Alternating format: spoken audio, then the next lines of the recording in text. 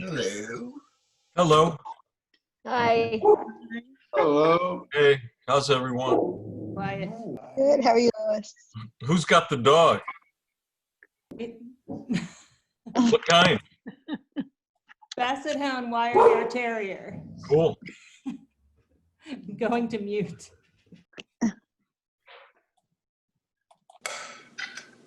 All right. So how's everybody doing? Another uneventful week here in America? Day 2. An uneventful day.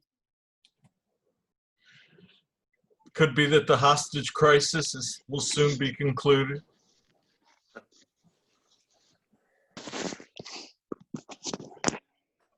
Hey, did anybody watch the Lakers win last night? No. Oh, come on. Didn't even know they were playing. Yeah, they I don't won even know who the the Lakers are. championship. I watched her halfway and then walked out. I don't follow hockey. Yeah. You guys go ahead and make fun.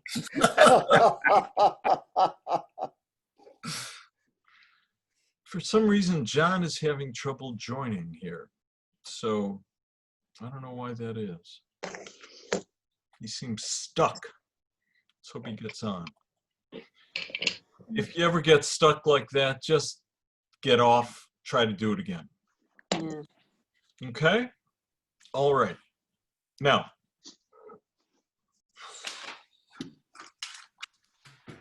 I'm just keeping an eye on this for a moment.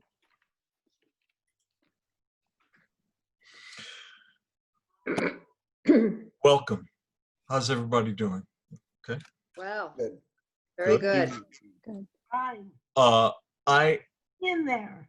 before we start, I know it's only the second class, but the 92nd Street Y has given me a deadline of this Friday to tell them what I'm going to teach in the spring,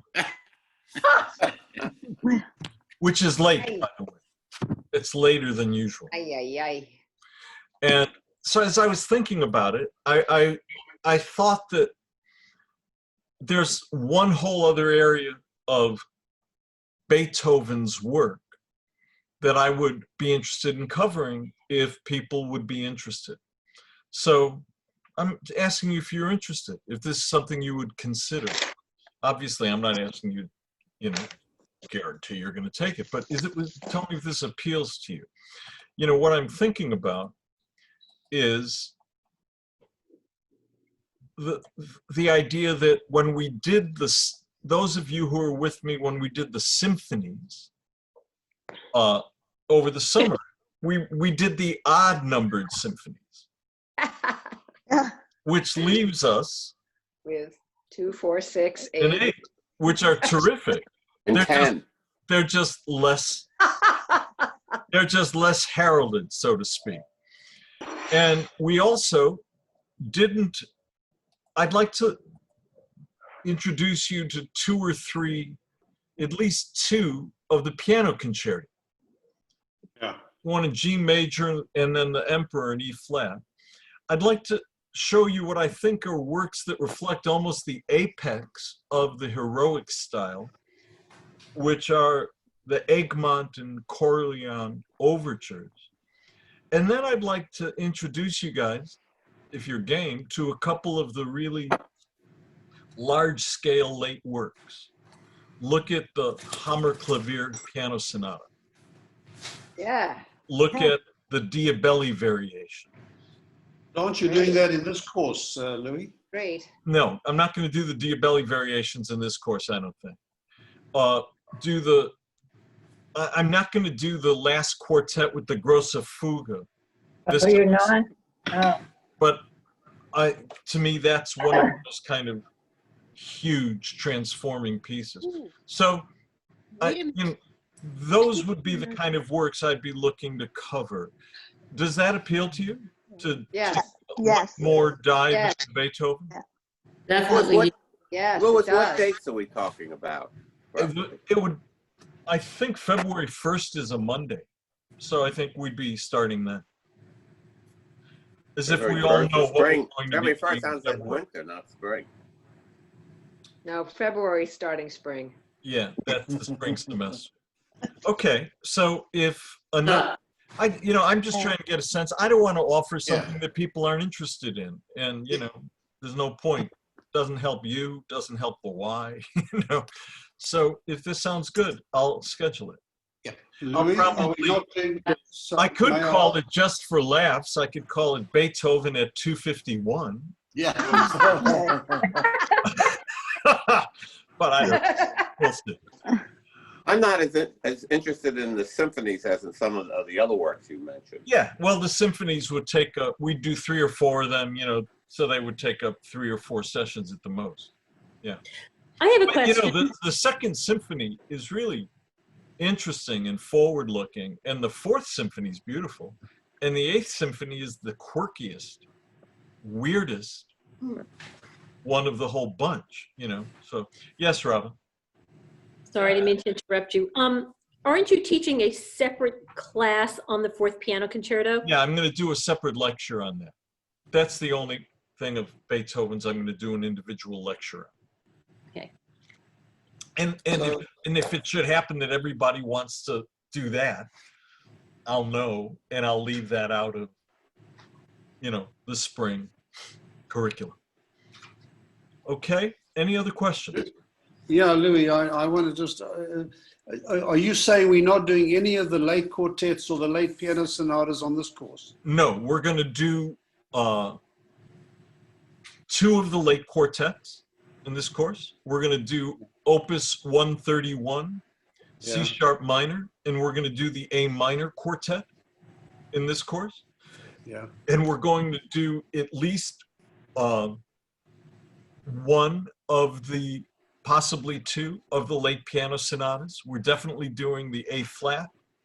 Is that 2 of the last 3? Opus 110, Yeah. and 109. I may not do 111 because if we're going to do another semester, because that would work well. If you'd like, I've written down everything that I think I'm going to do this semester. Would you like me to read it to you? Yeah. Do you want to mail it out maybe? We can just sort of look at it and study it. We're talking about 11 weeks. Right. Thank you. I agree. That could be useful, I think. Okay. I agree. Why do you on mute?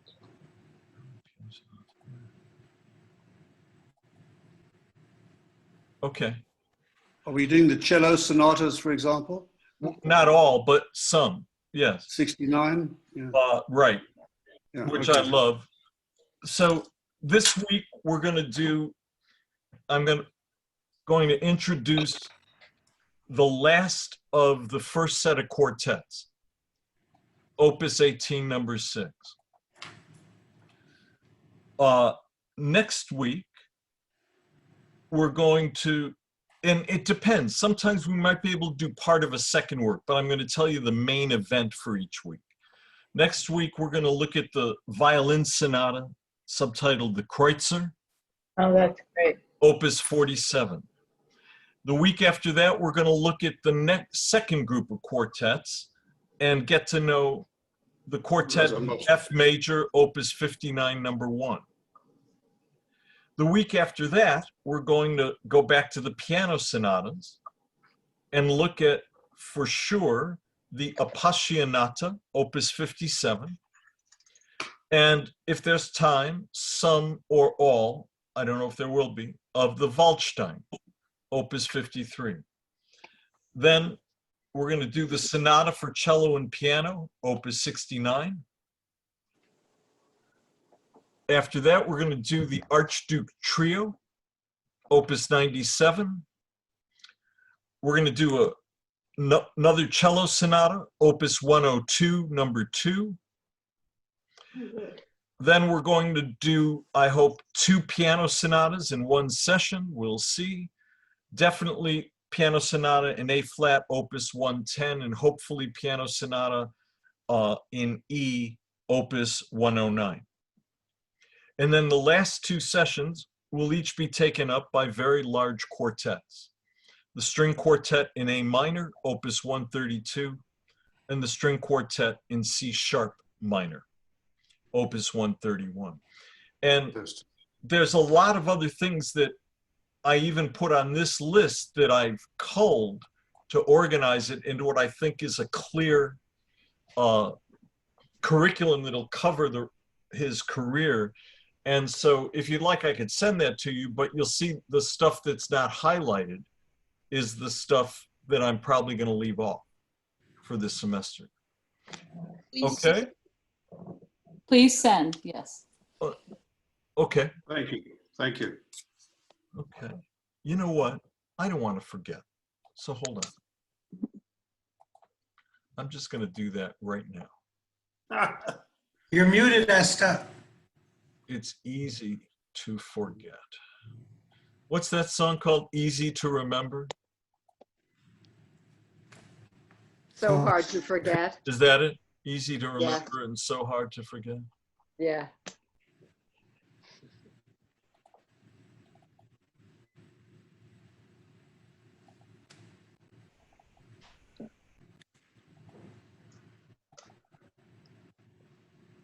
Okay, hold on.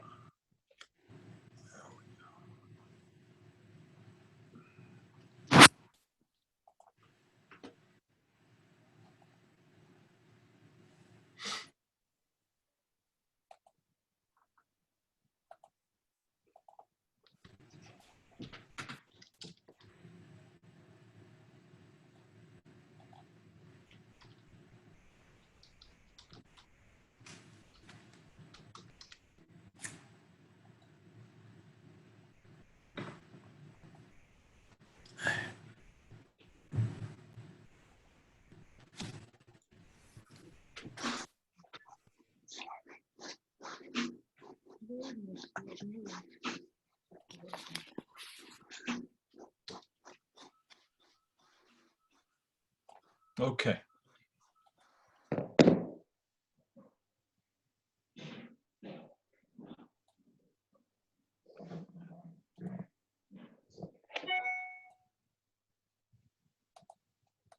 All right, so I just emailed it to you as an attachment. It's a Word document. And Okay, as I got it. said, the pieces that I mentioned are going to be the primary thing for each given session, with other, depending how much time, how much we want to talk, other pieces may get even a partial hearing or occasionally an entire hearing. So let's begin. Beethoven claimed that his deafness began with a transport of rage. In his flat, he'd been arguing over some music with a tenor. The tenor left, and then he returned to pound on Beethoven's door as Beethoven was busy composing. Beethoven jumped up from his desk so furious that he was struck with a fit and fell face down to the floor, landing on his hands. When he got up, he said, "I found myself deaf and have been so ever since." Now, we have no idea if that was a story he told or if that was true. But one thing we do know is that starting around 1796, he started to experience hearing issues. And he pursued all sorts of cures. Waters from taking the waters at spas. Little would he know that it would seem through later scientific study that he seemed to have lead poisoning, which would have wreaked havoc for him in his digestive area, which is where he had a lot of problems, and could have caused the deafness. So lead was in everything. The containers you ate with, cooked with, waters from the spas supposedly would have been meant to heal, but would have contained lead. And for him, evidently, his hearing was accompanied by buzzing, humming, squealing, sometimes day and night. He was frantic about it initially. He went to doctors. They gave him medicines, one after another, doctor, one after another medicine, and nothing really helped. Sometimes there seemed to be a bit of abatement and some progress, and then once again, it would get worse. On top of this, he suffered serious digestive issues his whole life. Periods of chronic vomiting, diarrhea, and the combination of all things started to separate him a little bit from the social world that in his early 20s he was more a part of, that and his own success. He didn't want people to know that he was going deaf, or he was at least losing his hearing or hard of hearing. He thought it would somehow ruin his career, the way people would start to treat him. Doctors at that time didn't know anything. So leeching, bleeding, lukewarm baths, cold baths, applications of tree bark tied to his arms. These were all some of the things that were tried. Needless to say, none of them helped. So in 1796, we know that he first starts experiencing hearing loss. So it was not a total thing. He didn't go deaf. He's gradually losing his hearing.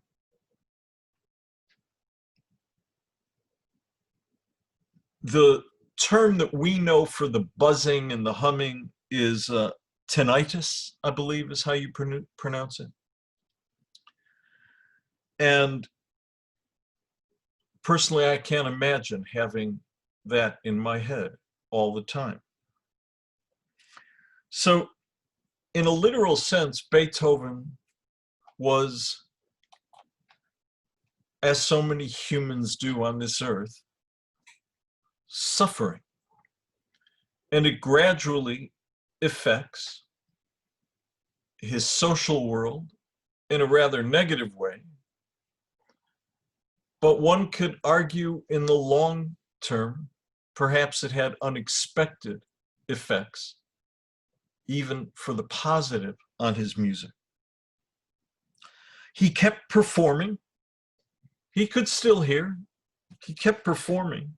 And as a matter of fact, he would perform up until 1811, more than a decade past the time when he first thought he was losing his hearing.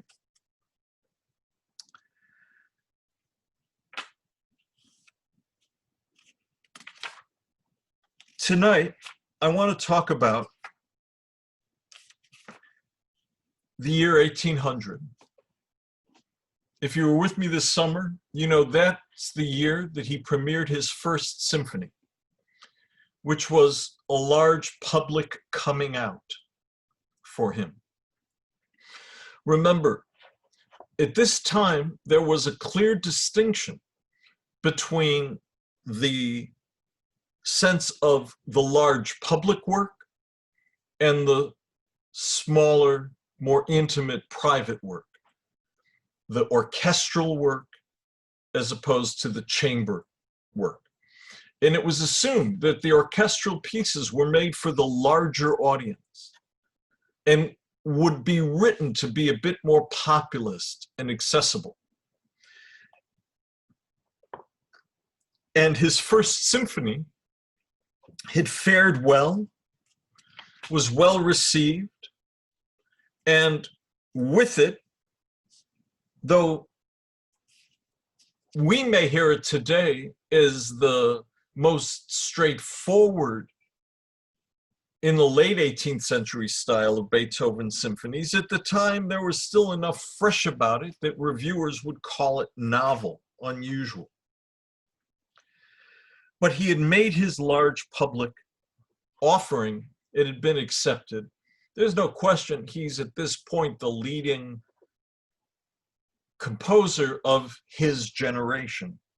He's 30 years old. But at the beginning of August of 1880, he still felt like he hadn't yet figured out what he wanted to do next. What was his next step? Musically, as he put it, he wrote a letter to a poet whose text he had set to music with a song called Adelaide that had been very successful, sold very well in publishing for him.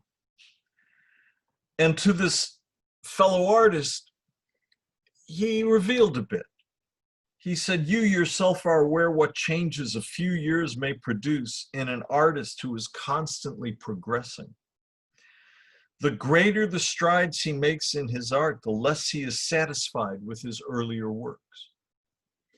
And so Beethoven is at that precise moment when 2 years, 3 years can seem a sea change of what he's seeking to do. We'd already caught a glimmer of the intensity that he wanted to bring to work with the Pathetique Sonata. We talked about that last week. But in a sense, he's just restlessly searching for the direction to take next. His hearing problems are certainly causing him a great deal of anxiety about the future. And though he was extremely successful, there were, of course, people who didn't like the work. But one good thing happened in August of 1800. The family that had been so supportive of him, whom he had lived with briefly, we talked about that last week, the Lichnowsky family, the prince offered him a yearly annuity until he could find a position as a Kapellmeister somewhere, the head of music. And hopefully they were both thinking that was going to be in Vienna. Now, he offered him 600 florins. 600 florins at that time was about half a year's living on a budget. Mozart, in his most successful years, 1784, 85, 86, might have made as much as 5,000 florins.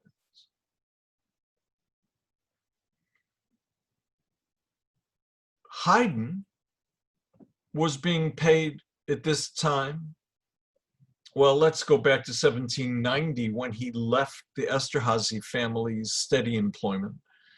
He was probably earning about 700 florins a year, but he was provided with housing and food and so on. So 600 florins basically gave Beethoven a firm floor. Half a year's worth of shelter and food and basic necessities money, upon which could be added a steadily increasing amount of money from publishing, commissions, and it would allow Beethoven to do less and less of what he liked to do the least, and that was teach. He didn't really like to teach, but more importantly, teaching at this moment for him simply took him away from what he wanted to be doing when he wasn't walking in the woods, which was composing. And even when he was walking in the woods, he was actually still composing. That's when he got a lot of his work done. So, Lichnowsky at the same time gave him a symbolic gift. Lichnowsky knew Beethoven was thinking of writing quartets because the quartet had been featured by Mozart and Haydn as the two most important forms, the symphony in the large public orchestral realm, and the string quartet, which Haydn had essentially almost invented in the chamber world, the more private world. So the second gift that Lichnowsky gives Beethoven is he gives him a quartet of string instruments. He gives him a violin and a cello by the legendary 17th century Guarneri instrument makers. And I'm not sure where the viola came from, but a second violin from an equally legendary 17th century instrument maker, the Amati family. So in essence, it was Lichnowsky's way of saying, it's time. And Lichnowsky, of course, had his own quartet in residence, and Beethoven would write for them. Now, here's the thing. This made Beethoven nervous. The quartet was seen as the music for the connoisseur, as the form with which Haydn and then Mozart following him would write some of their most challenging, interesting, deepest, most complex music. Beethoven's well aware of this. He has studied Haydn quartets. He has studied Mozart's quartets from the 1780s that were dedicated to Joseph Haydn. He can feel those quartets as a looming presence. Not only that, remember Haydn was his teacher. He knew that Haydn would ultimately comment on his quartets. He knew that everyone would be comparing him to Haydn and Mozart quartets. And he also knew that he wasn't just in competition with the past. He was aware, because it had been announced in 1800, that Joseph Haydn was embarking on a new set of quartets. So he would be competing not only with his teacher and the master's work of the past, but with what he was going to be publishing now. As it turned out, Haydn, at this point, is worn out.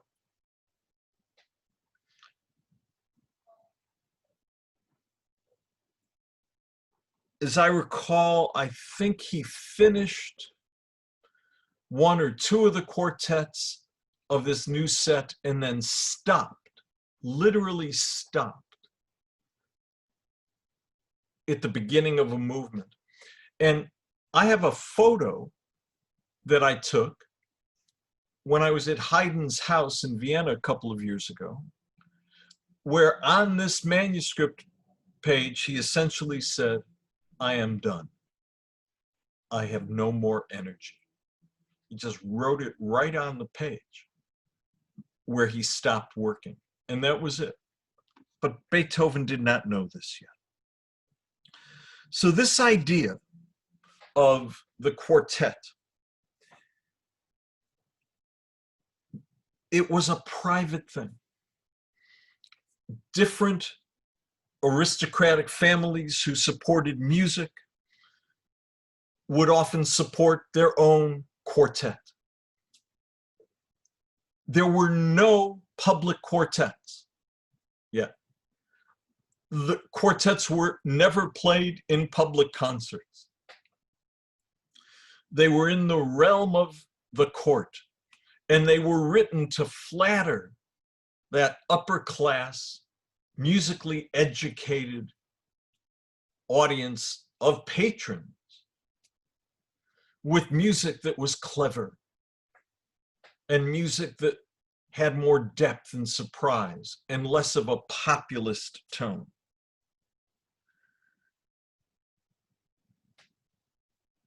They were works favored by amateurs who, in this world, who at this point were still more interested in playing string instruments than they were in playing the piano. The piano was almost more of an middle class instrument as well as an upper class instrument. And it was still more the realm of women. So all over Europe, families, groups of friends, in the nobility, sometimes in the upper middle class because they could buy the published works, would gather and they would play through quartets as we might gather today, but to what? Listen to music? Because few people in our life are now competent enough to be able to play one of these instruments well enough that they could sight read through a Haydn quartet or a Mozart quartet and play it for private amateur entertainment. So this is what Beethoven's up against. The idea, I'm going to read a passage from this new book about Beethoven by Jan Swafford. And he said, in later years, it would be written of these first quartets of Beethoven's that Beethoven was, and he puts in a series of quotes, learning his craft, mastering form, finding his voice, looking backwards. Well, you've got to take all that with a grain of salt. There's some truth in that, but what that's all suggesting is that his personality isn't yet coming through.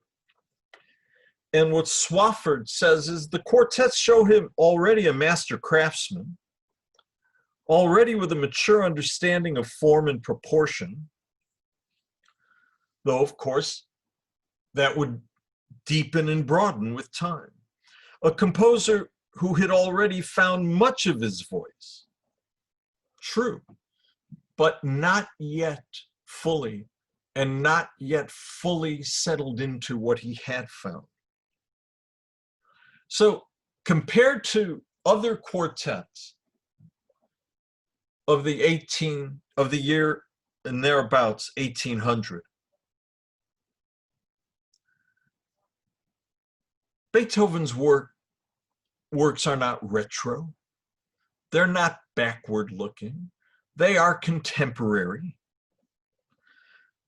And they're ambitious in their own way.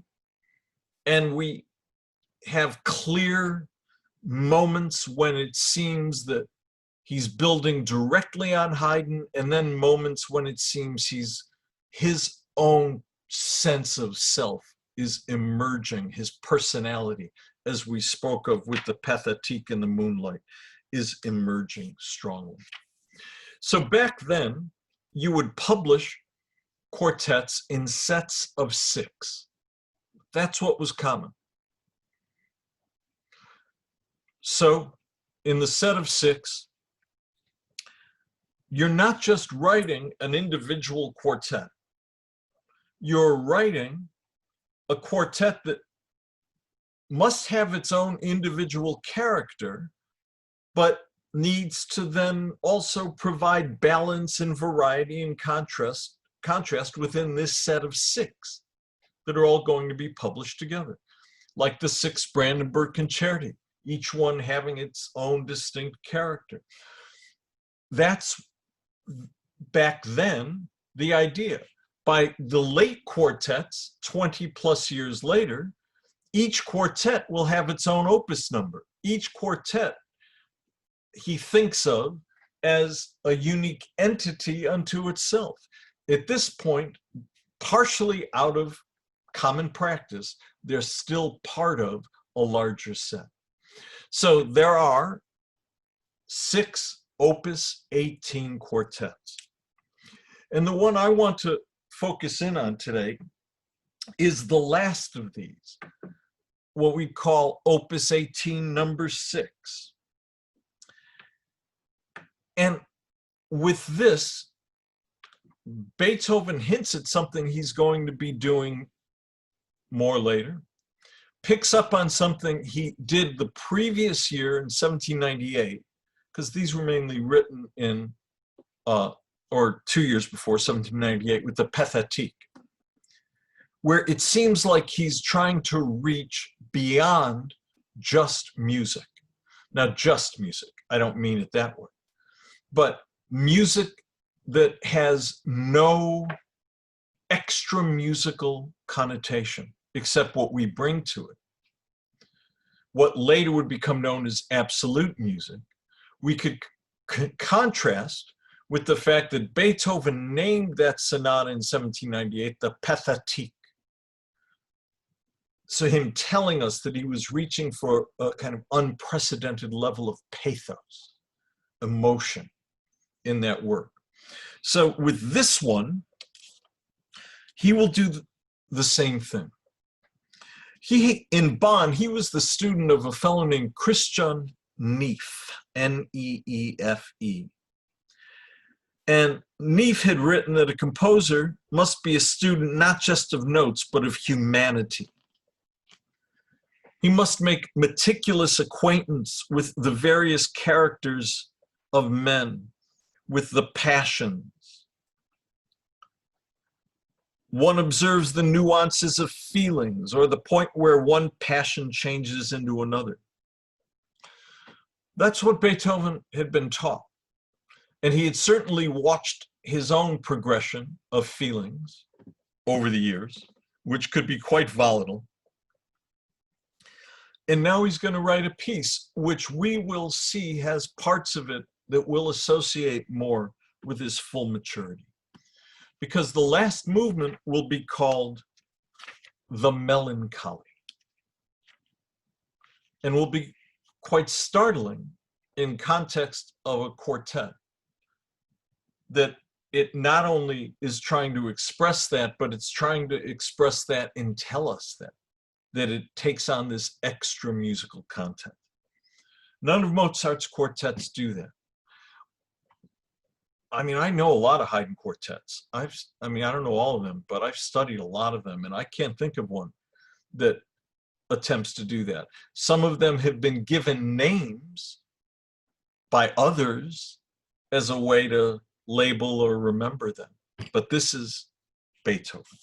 So we're going to hear, and this time I thought it would be valuable to watch it played. We're going to watch the Alban Berg Quartet. I have their recordings of some Beethoven, and they play him beautifully. Depending on who you talk to, this is a 4-movement or a 5-minute movement quartet. I don't think of it as 5 movements because the last movement, I think, is really in 2 different parts that interconnect. I've seen other people think of them as separate movements. I don't really agree with that. Now, we talked about sonata form last week, statement of themes, repeat, developing themes, return. That's what you would expect in the quartet form. A 4-movement form where the first movement, unlike the Moonlight, but like the Pathétique, was in sonata form. Let me get this up for us.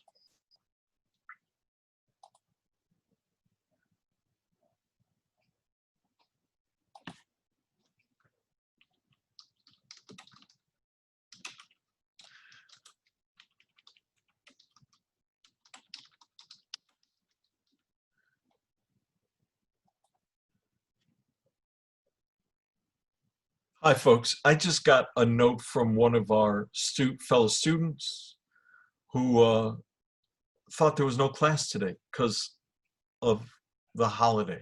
And so if you heard me typing, I was writing him back, telling him that indeed there is. Hang on.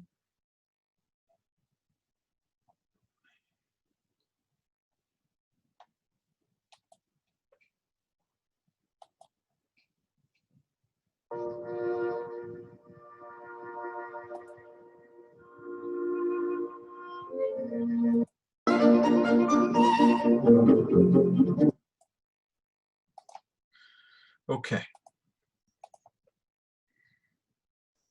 I'm going to share the screen, and then I'm going to start telling you about this first movement.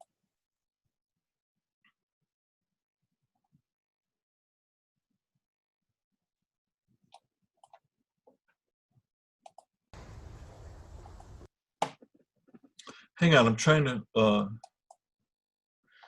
get it full screen. Why aren't I doing that? There we go. Okay, everybody can see that? Cool. All right, so here's what we're going to hear. First movement, sonata form. I'll preview some themes for you as we go. The first theme has a certain dialogue component between the violin and the cello at first. And also, if you're familiar with Haydn quartets, I think it has a kind of light Haydn-esque character. Listen.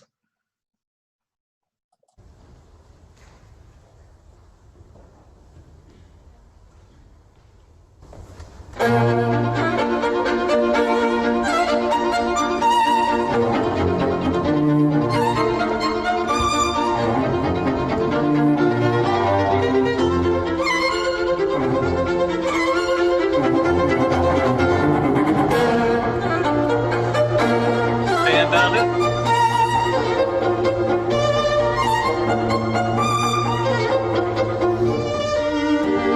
Make a shift.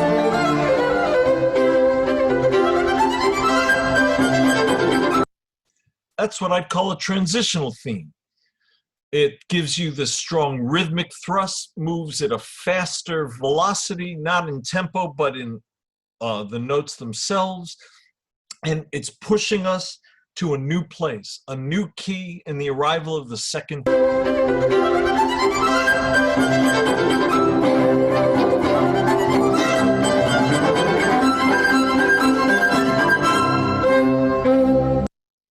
Right? You hear that moment's pause? That was a way that Haydn and Beethoven often said in Mozart, we've arrived. Here's the new key, and the new key gets marked by a new theme. And what's striking about this new theme is that you're only 4 measures into it when suddenly it surprises us by going dark, hinting at minor.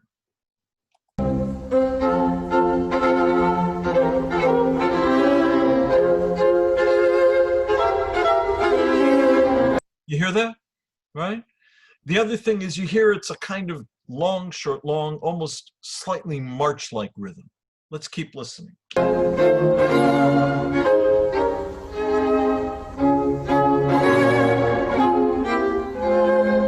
Minor or major? Oh, it's big. Stand.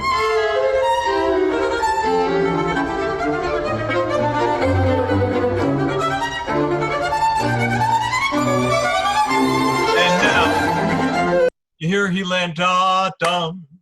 We're firmly in the new key, and so we get what we call the closing. And in this case, the violin has a running counter melody while the second violin and the viola and the cello play fragments of that first theme.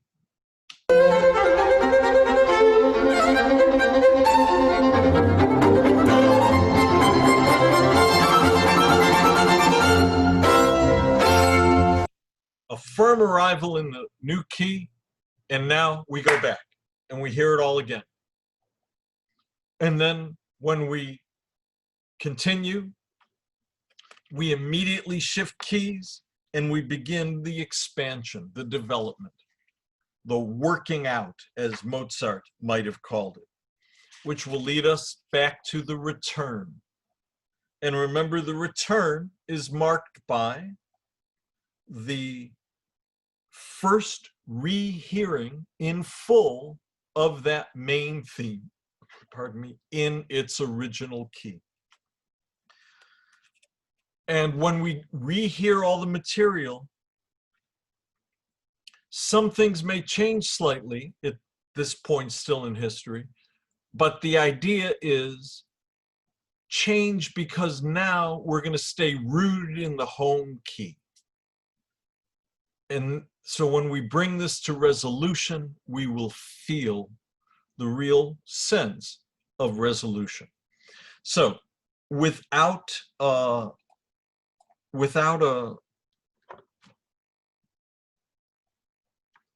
just going on, let's listen from the beginning, which means we'll hear this exposition twice.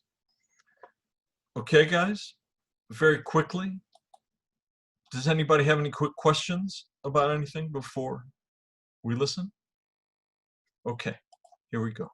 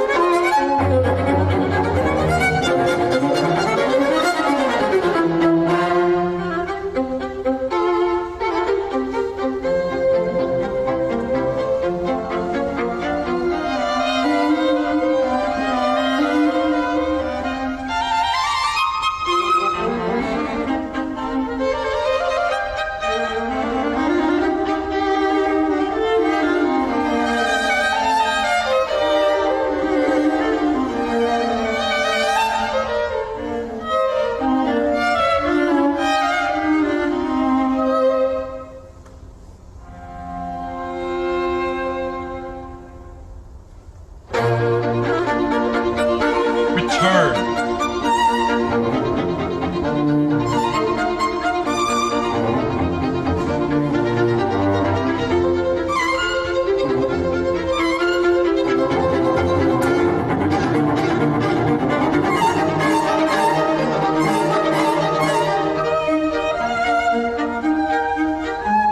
That's different.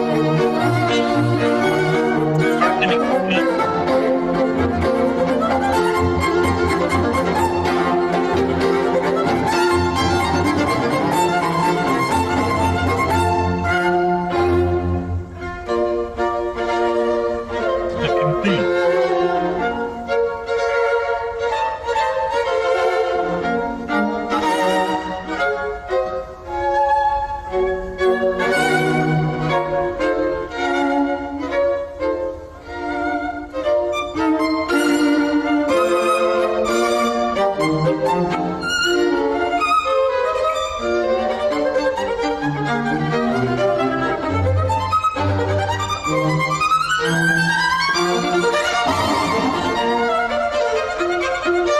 Closing.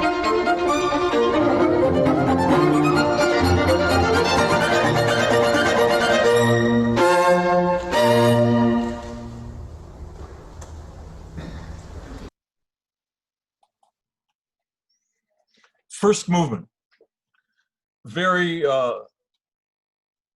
in its own way Haydnish, but with a little bit of Beethoven's muscle in it, and with some of those surprising moments of darkness that we're going to much more associate with Beethoven.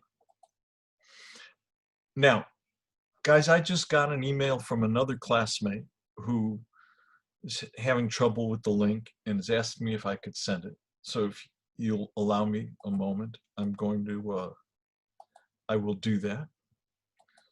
We're just like the Marines here, right? No one gets left behind. If we can do that. Hang on.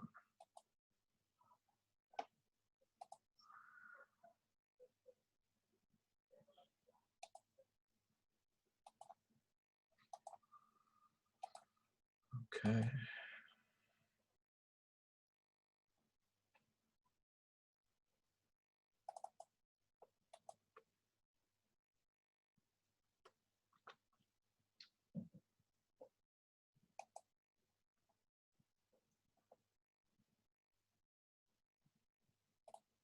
Cool. Okay, thank you for your patience. Any questions thus far? All right, so would this have seemed radical in Beethoven's time? No. Would it have seemed interesting, fresh? Yes. But he wasn't yet going to be doing things that would make people pull their hair out and wondering, what is he doing? We hear enough relationship to Haydn and Mozart, him continuing that spirit. Remember, Haydn and Mozart had that essential agreement at that moment of time where a composer and an audience were essentially on the same wavelength.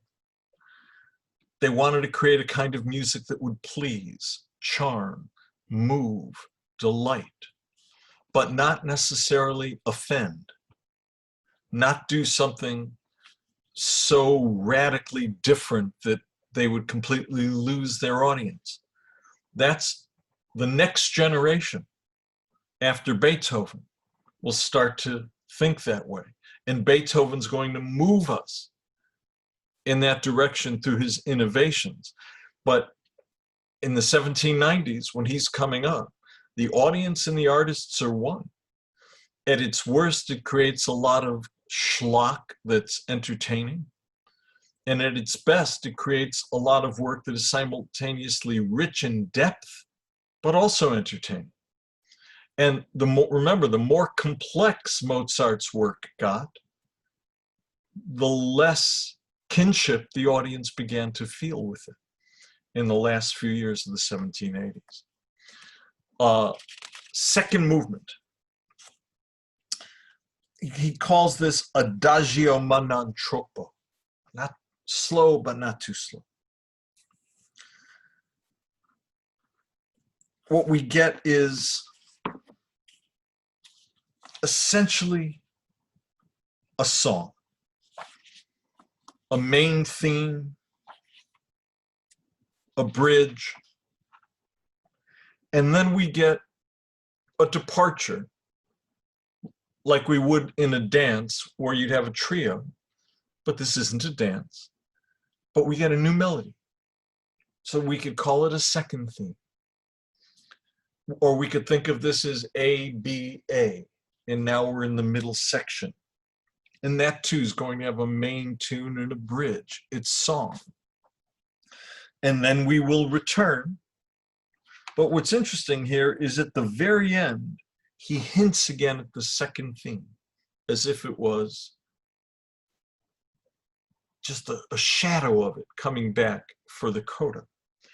We'll also hear once again at this moment, especially in the second theme, there are moments when it goes dark unexpectedly, continuing that idea of the first movement and ultimately setting us up for the finale. Madeline, you have a question. Yes. So when we took the symphony class, we learned that people tend to play the symphonies more slowly than they were meant to be played. Is that true of this? Is this, you say this is an accurate tempo? Is this, would it be played more quickly in Beethoven's time, or do you have any sense of that? I don't know. Okay. I don't have nothing I have ever read. And I mean, I've read a lot of books about Beethoven. Nothing I've ever read suggests that modern practice is far off in terms of tempi in his quartets. The one thing to remember is that the symphony transforms into a very romantic kind of expression. In many ways, the quartet never does. The quartet is out of fashion in the 19th century, even more than the symphony. And there's an austerity about it. This idea that, you know, you're going to be compared to Haydn, Mozart, and Beethoven. And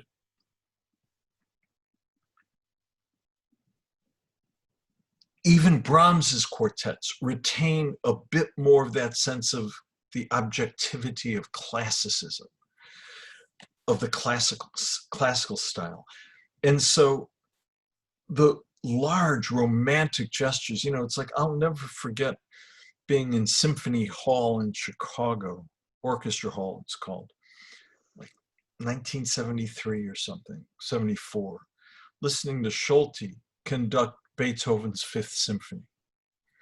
And I swear, I could have gone down to the corner, drank a cup of coffee and come back in how long it took him to play the second movement.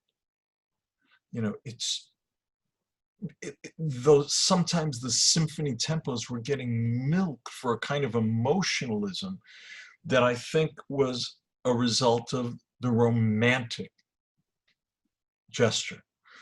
I've never read anything about the quartets going through that kind of process. Thank you. That's one of the reasons why once I started to play John Elliott Gardner's versions, I just can't go back. What it's like, you know,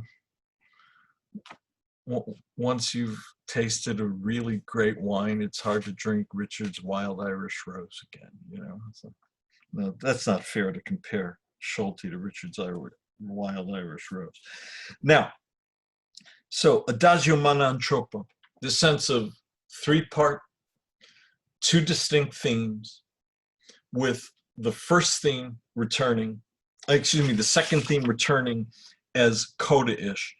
And let's hear, before we hear the whole thing, let's hear this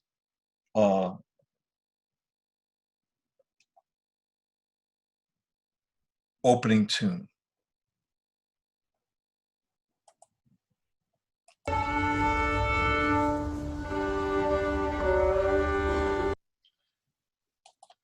I have to say, as a guitar player, it makes me really happy that they often take a minute or a minute and a half between movements just to retune their string instruments.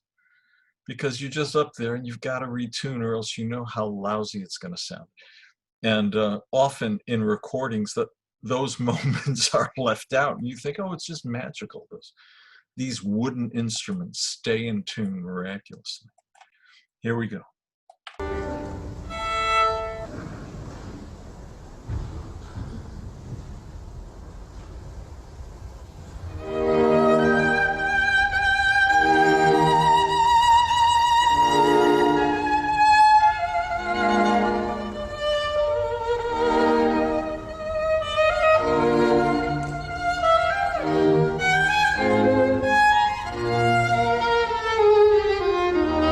You know, that's what we would say is like a 1770s, 1780s feel. The style of the galant, the style of music as pleasing, charming entertainment.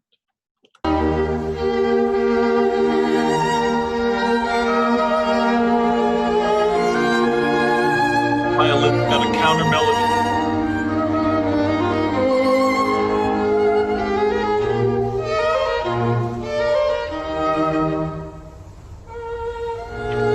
Bridge like a solo.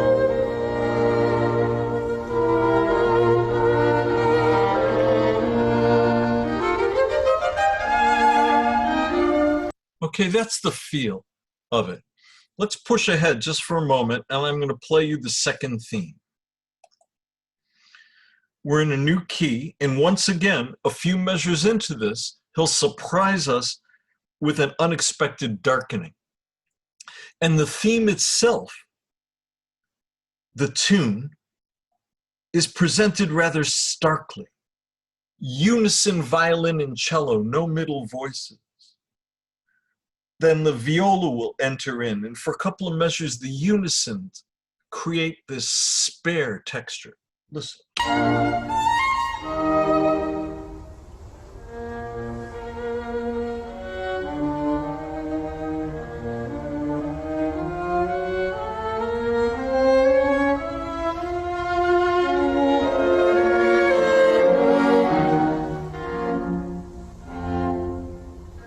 There's that darkening, that minor change in the spare, stark quality of the material.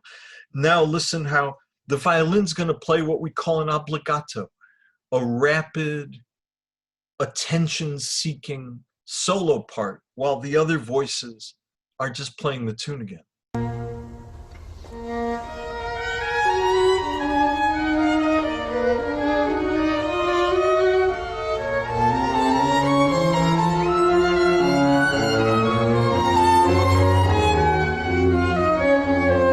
And then it's bridge.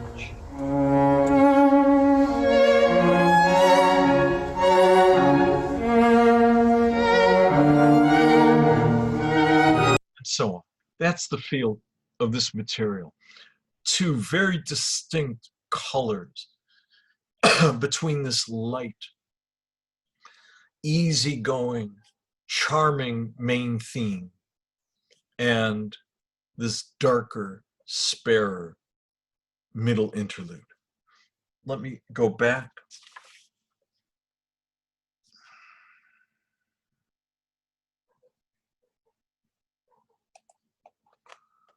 And here we go.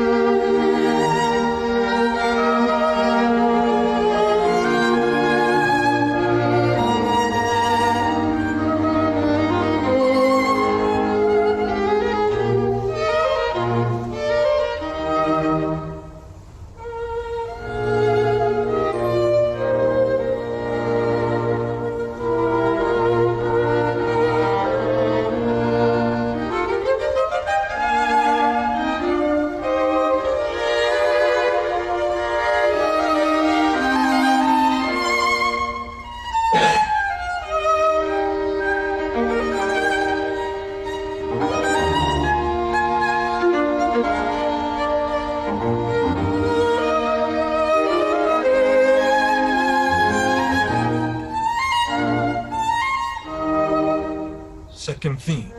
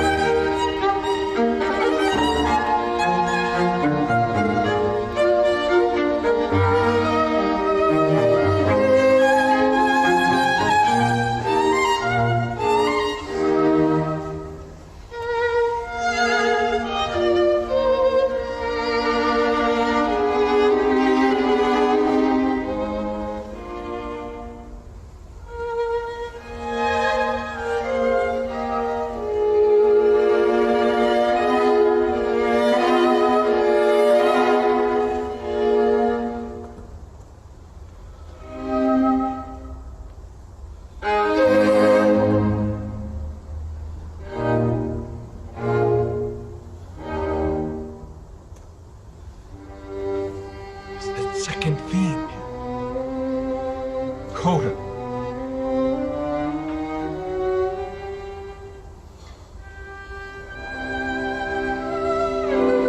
But now major.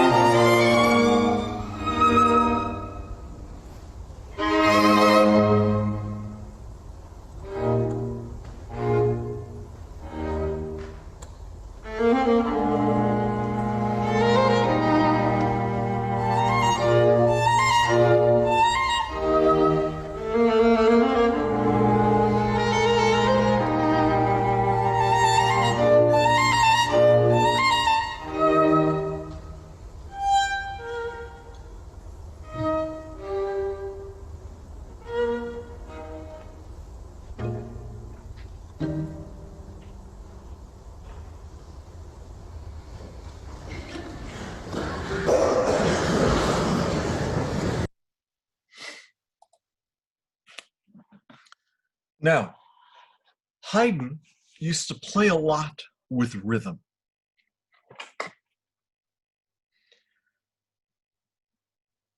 The technique is syncopation, emphasizing fractions of beats or beats where you don't expect the weight to fall. So if you're in 3, emphasizing anything but 1 would be an example of something syncopated. Now, Haydn has already, in quartets, named certain third movements, or third movements of certain quartets, scherzo. Remember, last summer I was thinking, so I won't assume that. But last summer we learned that Beethoven's third movement of his first symphony, for all intents and purposes, was a scherzo. It was much faster, more rollicking, spirited, a little looser in form, though not that much yet.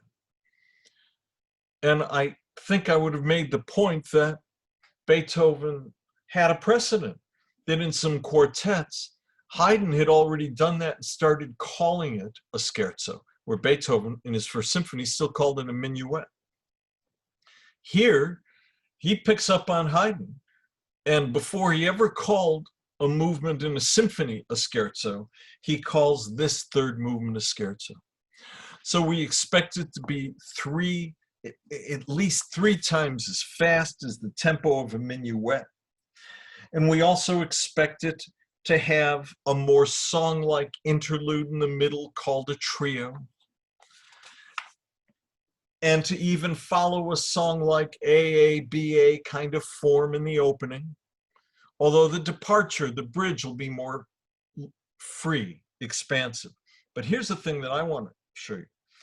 The rhythmic play, the syncopation on this is really fun, because listen to the beginning, and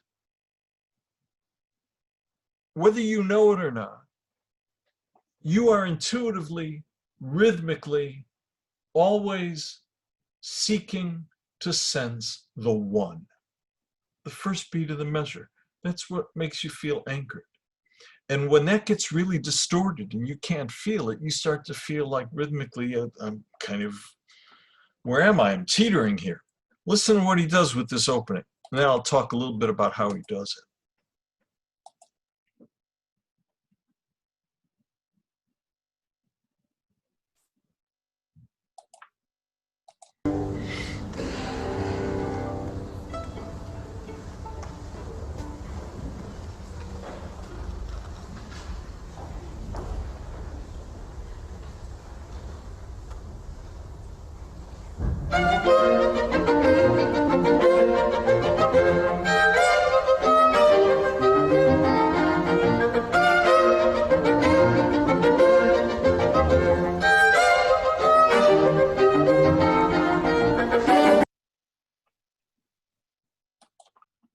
Where's one? Who knows? Right, exactly. He actually begins on the and of two and makes that sound like one. And basically, for that entire phrase, you're lost. That's the main tune. And if you tried to go 1, 2, 3, good luck. Listen again.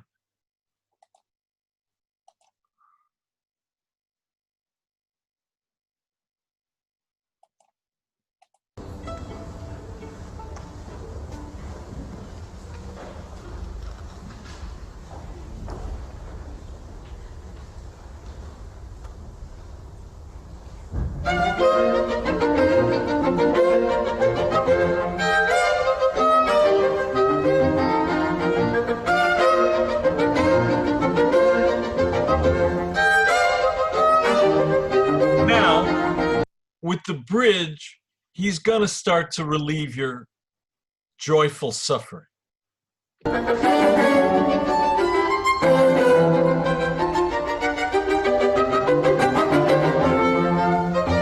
Ah, yeah.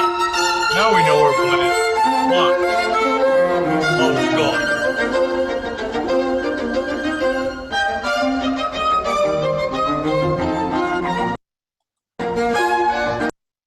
You follow, guys? It's really fun. He's just teasing you and torturing you. And at the moment where you think, oh, yes, I can feel one, yeah, boom, he just distorts it in a different way, but completely distorts it again. How does he do it? Well, he makes you think what's a fraction in between a beat is one. He makes you think that in 3/4 time, the and of 3 is one. And then at some point, though, it's not, and he's got to square it off and land on the real one, and that's when you really feel like this bump, like, where are we? It's just delightful. It's fun. The scherzo means joke. And I feel like in this movement, we are getting the first really strong dose of Beethoven in terms of that rough humor, that kind of robust quality. So you get this main tune, you get the bridge, you get the return, you repeat the bridge and the return, and then, as we'd expect in a scherzo, you get this large departure, but unlike a sonata form, it's not a development, it's a new idea. What would have still been called a trio, though it's by no means still a trio. And the first violin picks up the tune.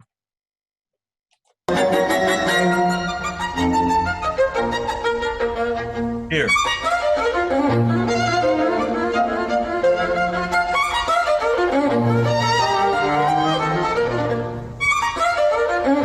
And now you can hear the beat. 1, 2, 3, 1, 2, 3.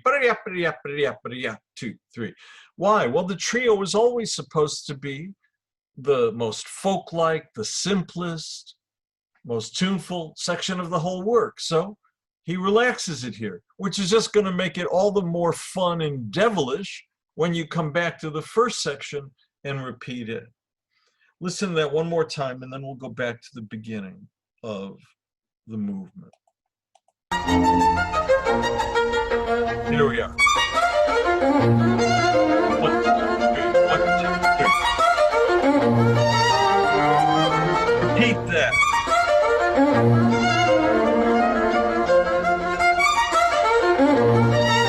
And the departure bridge.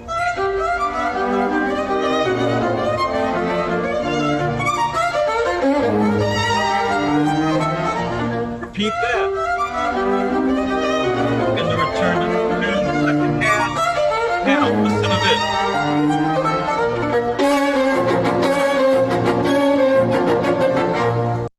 Wow, what was that? Well, we get some of those unexpected rhythms, but much darker and more intense and driving. Once again, it's as if he's connecting the movement to the previous movements in these unexpected moments of dark intensity. All right, let's listen to the third movement.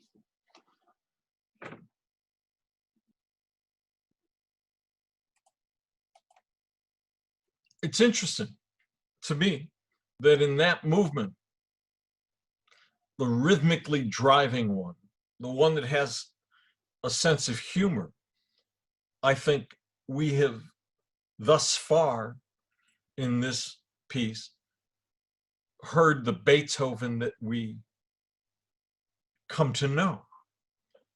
But now we'll hear him in a different way in this finale. As I mentioned, some people think of this as two different movements. I don't. I think of it as one movement, and here's why. There's an opening section that Beethoven calls La Malinconia, the melancholy. So he's giving this movement extra musical meaning. And he takes the second theme of the first movement and he takes that da, da, da kind of march rhythm out of it and straightens it out. And we get this slow idea that gradually gets more and more dramatic and intense. And it does have the feeling of something almost complete unto itself. And then we get what we could call part two, which is an allegretto, quasi allegro, almost allegro, but not that fast.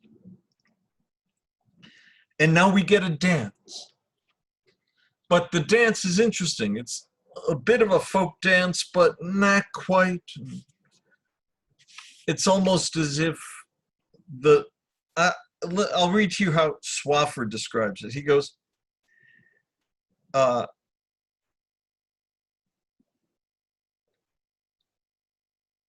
does he say? I loved his description. So, here we go. He said, the music is in the mode of a spirited German dance, yet something is subtly off. The color and the rhythm are wrong. The first violin, mostly on the darker and milder middle strings, rather than on the higher, brighter, brilliant E string, the highest string. And the rhythm is at odds. The violin starts off dividing the measure equally in two, while the accompaniment, rather than flowing with that, has playing a lot of offbeats, creating this more lurching kind of accompaniment. In the big picture, what's going to happen is we're going to hear this allegretto tune and a bridge and a second theme and a closing. Suddenly it seems like it's sonata form. But then he repeats it. Not a go back and repeat it, just he plays it again slightly different. So now suddenly it's like a rondo. A theme coming back in the middle of a movement, repeating. And then we hear the second theme, the closing again, but then we hear the La Melancolia theme one more time. Suddenly it comes back. Incomplete, but it comes back. And then the allegro pushes it aside one more time and concludes the movement. So to me, these are not two movements, because the drama, the tension in the movement is starting with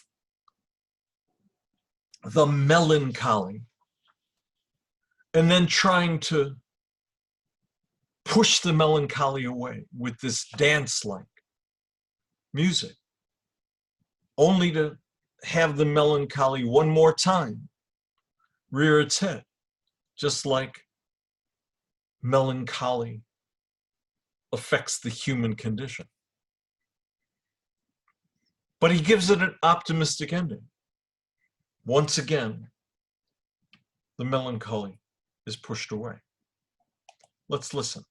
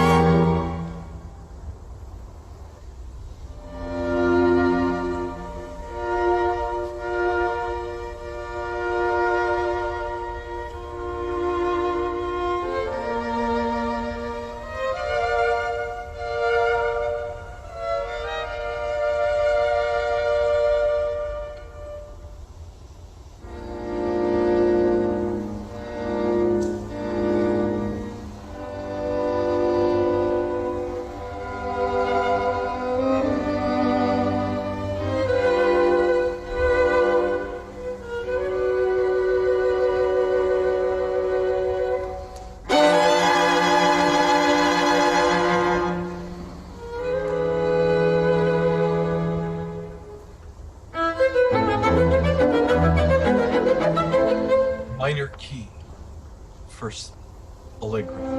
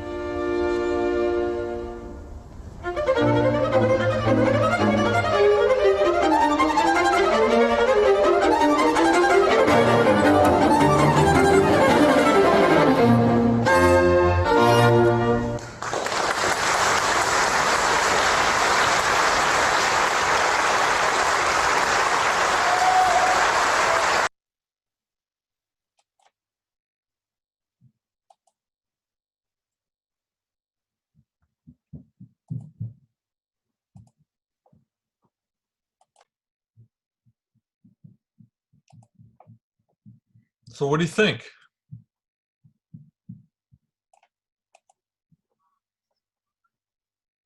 Questions or thoughts?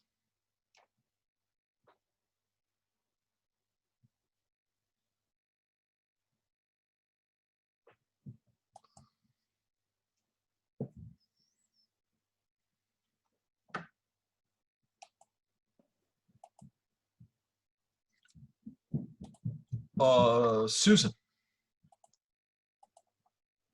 He interrupts the last movement with the melancholia. It keeps coming back to the melancholia. Right, yeah. I don't hear it as two movements at all. I don't know how anybody could. It reminded me in a way of the last movement of the Opus 110 piano sonata, when he keeps coming back to the third. Right. He interrupts the fugue with the third movement. Yeah, and then returns to it, and then back to the fugue. That's right. This work foreshadows. It's something he's going to do a number of times. And each one in a different way. The way in the middle of the Fifth Symphony, suddenly we're thrust back into that dark from the finale were thrust back into the darker third movement. The scherzo is another example of him doing it. And the interruption of like a slow movement like the second movement of the Seventh Symphony, which is so much more intense and darker than the whole rest of the work, is another way that he will explore that.